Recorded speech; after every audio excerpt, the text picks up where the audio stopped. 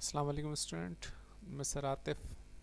आज हम बात करते हैं इकोनॉमिक्स में long run period, short run period. देखिए, आपको पता है कि फैक्टर्स ऑफ प्रोडक्शन चार होते हैं: लैंड, लेबर, कैपिटल, ऑर्गेनाइजेशन। अब ऑर्गेनाइजेशन अपने डिमांड, अपने टाइमिंग के मुताबिक इन फैक्टर्स ऑफ प्रोडक्शन को चेंज करती रहती है। और कौन से फैक्टर को कब चेंज करना है, ये हर ऑर्गेनाइजेशन, हर फर्म का अपना इंडिविजुअल डिसीजन होता है। कोई फर्म जो है वो एक दो महीने में तमाम फैक्टर को चेंज कर सकती है, बंद करके कारोबार ख़त्म कर दे। कोई फर्म जो है वो कारोबार ख़त्म नहीं करती लेकिन प्रोडक्शन कम कर देती है। कोई फर्म लॉसेस में प्रोडक्शन बिल्कुल बंद कर देती है लेकिन कारोबार ख़त्म नहीं करती। तो ये जो फैक्टर्स ऑफ प्रोडक्शन है ये चेंज होते रहते हैं और हर फर्म का एक अपना अलग ही डिसीजन होता है ये। ठीक है जी। तो लॉन्ग रन पीरियड वो पीरियड है जिसमें आप तमाम फैक्टर को चेंज कर सकते हैं। The long run is a period of time in which all factors of production and cost are variable. यानी वो पीरियड जिसमें तमाम फैक्टर ऑफ प्रोडक्शन कॉस्ट क्या वेरिएबल और मीन्स वेरी कर किए जा सकते हो, तब्दील किए जा सकते हो। In the long run firms are able to adjust all cost और change all factor of production. In long run क्या होगा, फर्म जो तमाम कॉस्ट को एडजस्ट कर सकती है, तमाम फैक्टर ऑफ प्रोडक्शन को चेंज कर सकती है, चाहे वो लैंड हो, चाहे वो लेबर हो, चाहे वो कैपिटल हो, चाहे वो ऑर्गेनाइजेशन हो। तो इसलिए लॉन्ग रन में कोई भी फर्म जो है वो नुकसान पे काम नहीं करती। शॉर्ट रन में तो आप नुकसान में काम कर सकते हैं, देख सकते हैं कि भाई क्या करना है, थोड़ा प्रोडक्शन कम करके देख लेते हैं शॉर्ट रन में। लेकिन इन लॉन्ग रन एक वक्त आएगा कि आप प्रोडक्शन बंद कर देंगे लॉन्ग रन में अगर लॉस हो रहा होगा तो लॉन्ग रन एक ऐसा टाइम पीरियड है जिसमें तमाम फैक्टर को चेंज किया जा सकता है। अब ये सोचना कि 2 महीने का पीरियड है या 6 महीने का पीरियड है या 1 साल का है, तो ऐसा कोई टाइम नहीं है इकोनॉमिक्स में। इकोनॉमिक्स में मंथ या ईयर्स में टाइम नहीं है ये लॉन्ग रन और शॉर्ट रन में। लॉन्ग रन से मुराद होती है वो पीरियड जिसमें कोई फर्म अपने तमाम फैक्टर को चेंज कर सके। अब हर फर्म का अपना अपना पीरियड हो सकता है। कोई ऑर्गेनाइजेशन 2-3 महीने में तमाम फैक्टर को चेंज कर सकती है, कोई ऑर्गेनाइजेशन 7-8 महीने में चेंज करती है। तो लॉन्ग रन पीरियड वो टाइम पीरियड जो कि तमाम फैक्टर को चेंज किया जा सकता है, वो लॉन्ग रन है। और लॉन्ग रन में कोई भी लॉस में नहीं चलता है। एट द एंड लॉस में लोग क्या करेंगे, बंद कर देंगे। लेकिन रही बात जहाँ तक शॉर्ट रन की, तो शॉर्ट रन में तमाम फैक्टर को चेंज नहीं किया जा सकता। हम चेंज नहीं कर सकते। हम एक या दो फैक्टर को चेंज करके ज़रा देखते हैं मार्केट में कोई असर पड़ रहा है नहीं पड़ रहा। कैपिटल में इजाफा कमी कर दी या लेबर में इजाफा या कमी कर दी, लेकिन लैंड और ऑर्गेनाइजेशन में कोई तब्दीली नहीं आती, उसको कांस्टेंट रखते हैं। तो फिर वही बात आएगी कि शॉर्ट रन क्या 1 महीने 2 महीने की बात हो रही है। ऐसा कोई टाइम पीरियड नहीं है इकोनॉमिक्स में। शॉर्ट रन से मुराद वो टाइम पीरियड है जिसमें आप एक या दो फैक्टर को चेंज कर सकते हैं। ये डिपेंड करता है हर फर्म्स की अपनी फाइनेंशियल पोजीशन पे। कोई फर्म 2 महीने में चेंज कर सकती है, कोई फर्म 3 महीने में चेंज कर सकती है। तो शॉर्ट रन और लॉन्ग रन कोई कैलेंडर टाइप पीरियड नहीं है। इकोनॉमिक्स में से कॉन्सेप्ट ये है कि अगर आप तमाम फैक्टर को चेंज कर सकते हैं, एक ऐसा अरसा जिसमें आप ऐसा टाइम पीरियड जिसमें आप तमाम फैक्टर को चेंज कर सकते हैं, तो वो लॉन्ग रन है।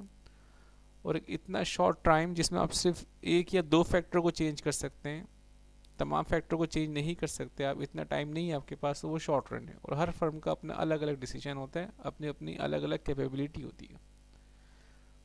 वीडियो रोक के से कॉपी कर लीजिएगा, फिर आगे प्ले कीजिए।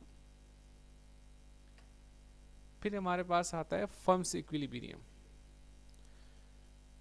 पहले डेफिनेशन पढ़ लेते हैं। A firm is said to be in equilibrium when its marginal cost is equal to marginal revenue। यानी जब MC marginal cost बराबर हो किसके, marginal revenue के। and marginal cost curve cut the marginal revenue curve from the below। और marginal cost जो है वो नीचे से कट करेगा marginal revenue को। तो पहले तो समझ लीजिए marginal cost है क्या। marginal cost का मतलब है एक एडिशनल यूनिट को बनाने का खर्चा। लेट्स सपोज आप 11 यूनिट बना चुके हैं, तो 12वां बनाना चाहिए नहीं बनाना चाहिए। तो 12वें को बनाने में जो खर्चा आएगा वो मार्जिनल कॉस्ट है।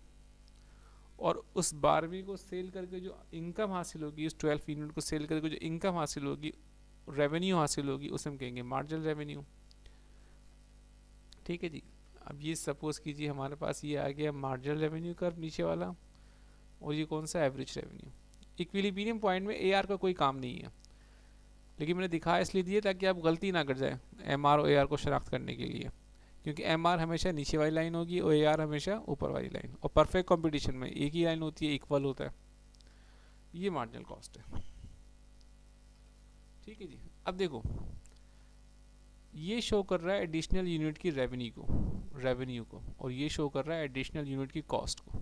जब तक कॉस्ट रेवेन्यू से कम है, तो कॉस्ट कम है ना, तो हम बनाएंगे, हम सेल करेंगे, क्योंकि हमें रेवेन्यू ज़्यादा हासिल हो रहा है, कॉस्ट क्या हो रही है, कम है।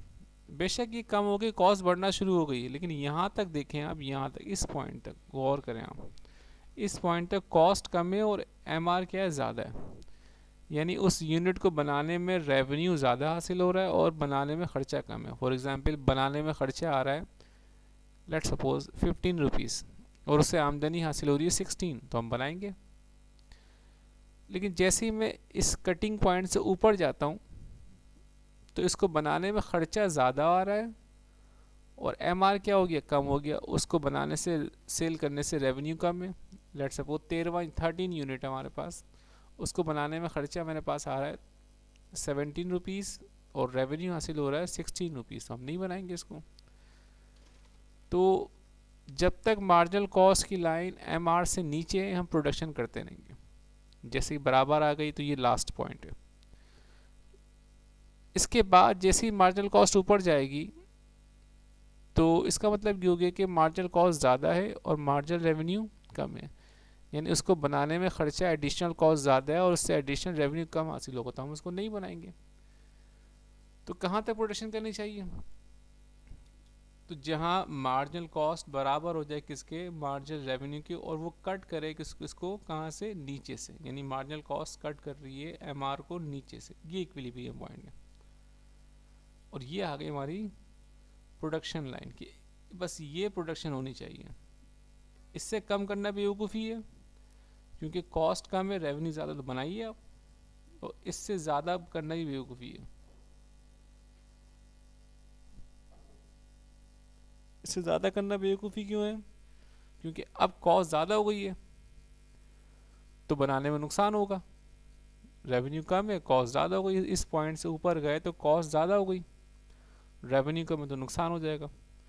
तो इससे ज़्यादा बनाना बेवकूफ़ी होगी, और इससे कम बनाना ही बेवकूफ़ी है, क्योंकि आपके पास रेवेन्यू ज़्यादा है और कॉस्ट कम है। तो आप अगर कम बनाएंगे तो अपने प्रॉफिट को रोक रहे हैं आप, तो क्यों नहीं बनाएंगे, आप बनाएंगे। तो कहाँ तक बनाएंगे, जहाँ एमसी बराबर हो किसके, एमआर के। जहाँ इसने एमसी ने कट किया एमआर को, बस ये डेडलाइन आ गई, ये प्रोडक्शन लेवल आ गया। इससे ज़्यादा बनाना नहीं चाहिए, क्योंकि कॉस्ट ज़्यादा हो जाएगी, मार्जिनल कॉस्ट बढ़ रही है और मार्जिनल रेवेन्यू कम है। और इससे कम भी नहीं बनाना चाहिए, क्योंकि कॉस्ट कम है, रेवेन्यू ज़्यादा, इसका मतलब प्रॉफिट मिल रहा है मुझे। तो साबित हुआ कि मार्जिनल कॉस्ट जहाँ मार्जिनल रेवेन्यू को कट कर रही है, वही हमारा कौन सा पॉइंट होगा, इक्विलिब्रियम पॉइंट होगा। आई होप कि आपको समझ में आ गया होगा। कोई मसला हो तो आप मुझसे पूछ सकते हैं। मेरा नंबर नोट कर लें, सर आतिफ 0321 233 6833।